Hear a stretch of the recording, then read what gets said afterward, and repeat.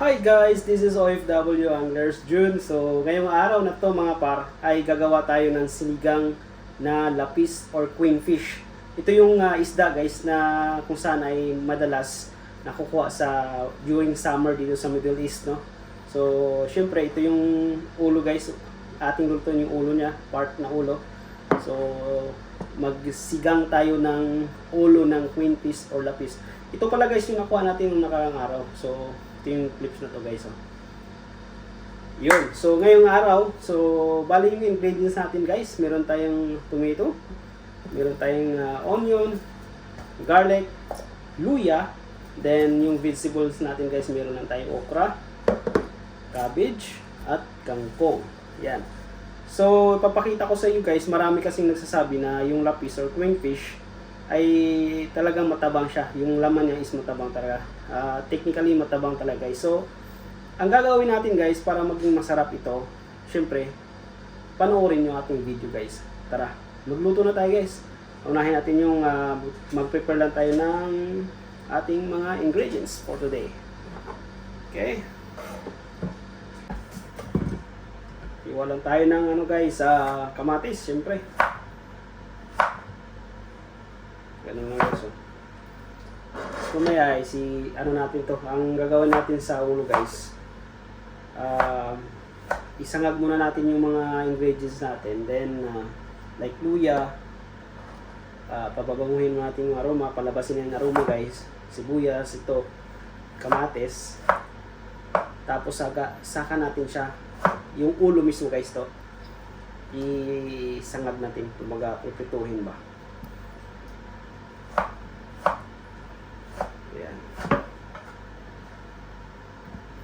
Yan, balat lang tayo ng onion mga par. Siyempre yung onion guys, ito yung nagpapasarap talaga sa ano. At nagpapatanggal ng, alam mo yun, yung lansa ba. Ito yung ulo natin guys, oh.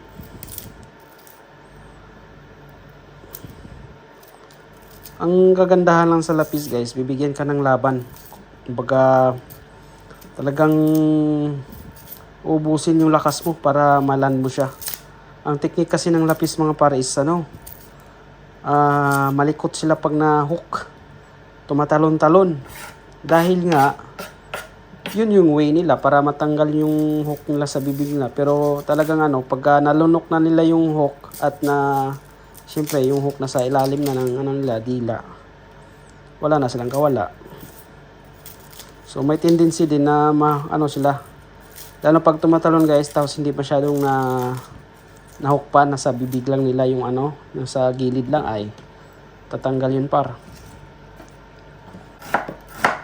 Yan guys. Gawaan na natin yung onion. Yan, tapos sisigang natin yan guys mamaya. Ayan.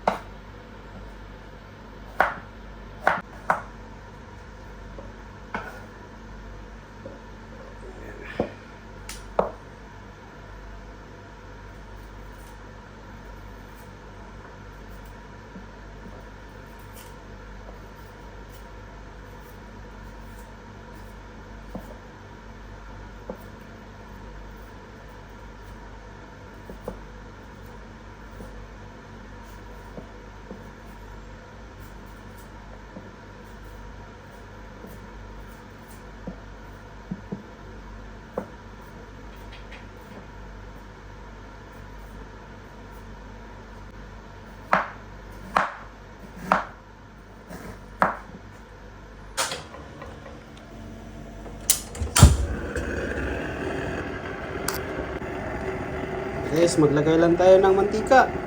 Siyempre, sasangag natin yung mga ingredients mga par. Nating lagay guys yung yung ginger or luya.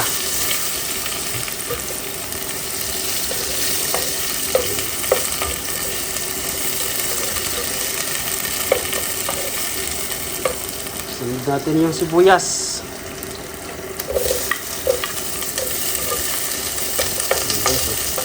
Na natin. Kamatis na rin.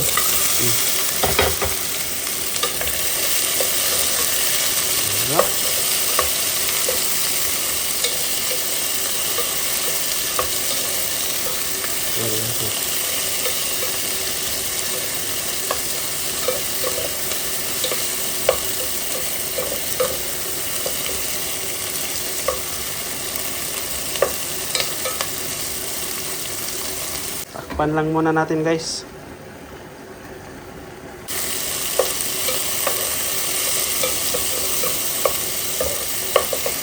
Yung isda, syempre. Na natin yung ulo, guys, oh. Ayan. Panga. Tapos yung actually, guys, yung bakit naging ano to, na buto na siya. Finish fillet natin yung nakaraan. Ginawa natin ng lumpia yung kanyang laman. So syempre, masarap din pa yan, guys, sa sabaw. Tapos takpan lang muna natin, guys, hanggang siya ay mga 5 minutes siguro. Hayaan muna natin siya. Okay? Then guys, after 5 minutes, tingnan natin.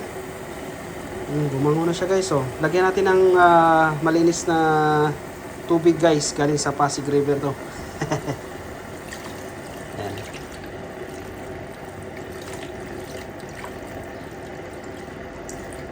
Ayan, okay na yan, guys. Ang ganito lang, oh. Pakuluan natin yan ng mga 10 minutes. Tapos babalikan natin mamaya. Tapos para yung gulay naman ang ating lalagay. Tapos titip. So yun, guys, lagyan na natin ng pampalasa yung ating sinigang na lapis, no? So ito lang, guys, ilagay natin muna. Ayan. Okay, guys, so maya lagay natin yung mga vegetables naman. Lagyan natin yung okra, guys. Para ilagay na natin dun sa ating sinigang na lapis. Yan. Yan natin to, guys. Naugasan na to natin to para. Ayan.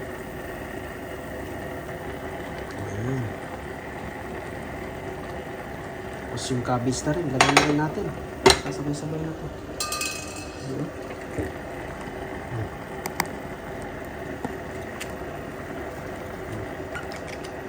Mamaya na lang natin lagay yung kangkong. Pagka maluto na to, diba? So guys, tikman na natin yung natin kung masarap ba. Kung tama na ba yung lasa niya.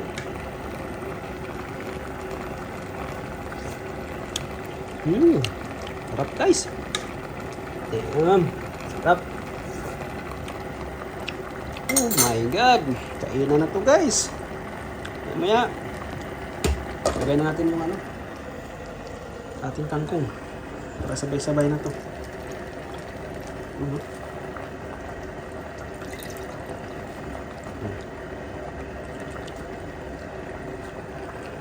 Yan. Stack pa natin, guys. Tapos kain na tayo. Thank you, Lord. Ayan na, guys.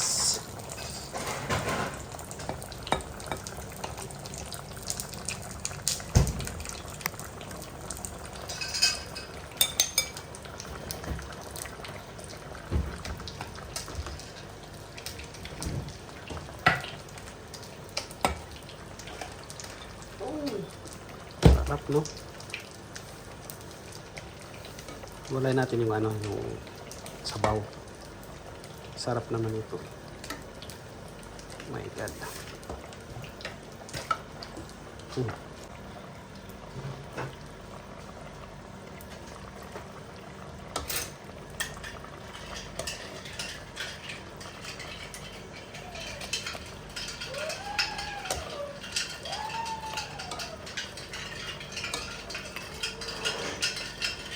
Peace.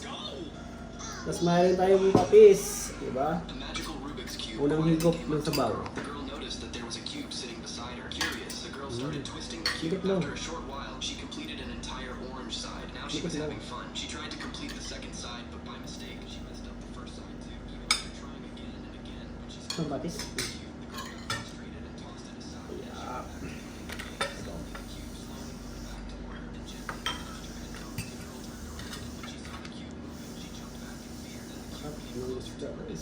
saying, "Please complete me." The girl picked up the Kung alam mo unahin ko ah. This time she twisted it with complete focus. When she reached the final few steps, she got stuck again. Just then, the station announcement played. There were only 2 minutes left before the train arrived. The cube looked at the girl and showed her the final Stop. trick. The girl closed her eyes and replayed all the cube's moves in her mind. And quickly, she started doing each step one by one. At that very moment, the sound of the train echoed nearby. And finally, the girl figured out the correct solution. She quickly completed all 6 sides of the cube, but the cube became still as if its life had faded away. Feeling sad, the girl placed it on the seat and started walking toward the train. If you love your mom, then like this video, subscribe to the channel, and comment, "I love you, mom."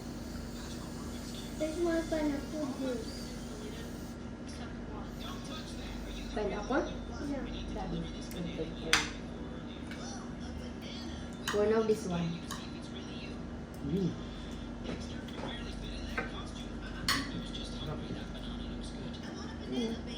Mm. Ang laman, no?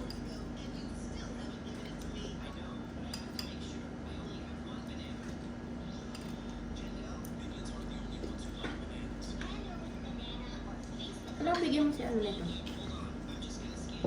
Mm. Hindi. Gamit. Nandun sa kanya. Hmm. Alam mo, bigay. Hindi naman siya nadaan. Layo ba kasi sa kanya? Layo ng bahay niya.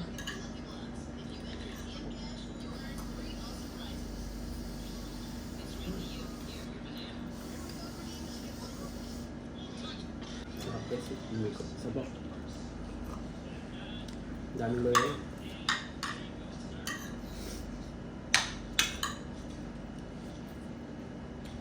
Ang laman, no? Mm-hmm.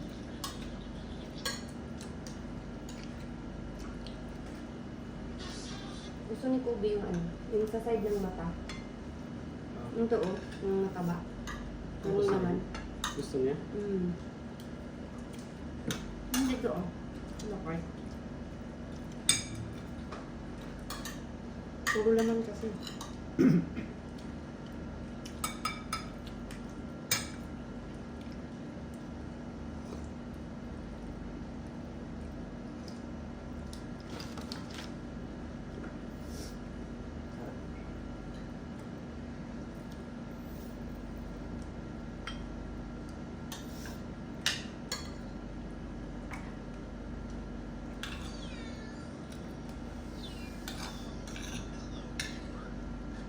Ilang ulo yan? Isa lang? Mm.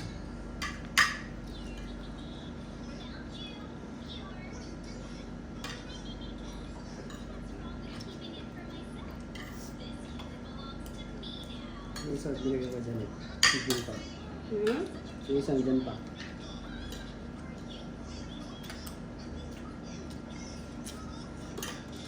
Oh? Sarap na.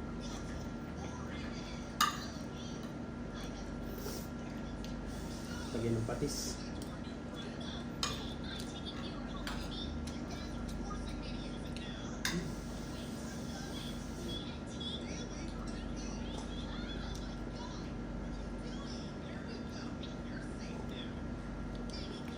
Asan yung inano mo? Nilagay mo sa freezer yung ano? Ano? Yung ginawa mong ano? Lumpia? Ubus na. Gawa ulit ako. Meron pa dyan. Hmm. Wala nang wrapper. Bilipin mo. Hmm. Lagyan mo sa freezer. Ay, hindi. Ulo na. Pero ano? Yeah. Titigas pa rin.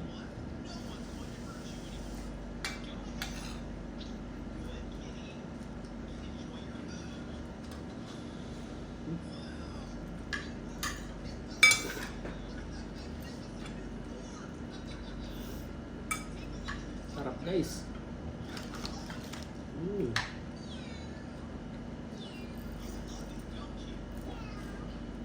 Thank you.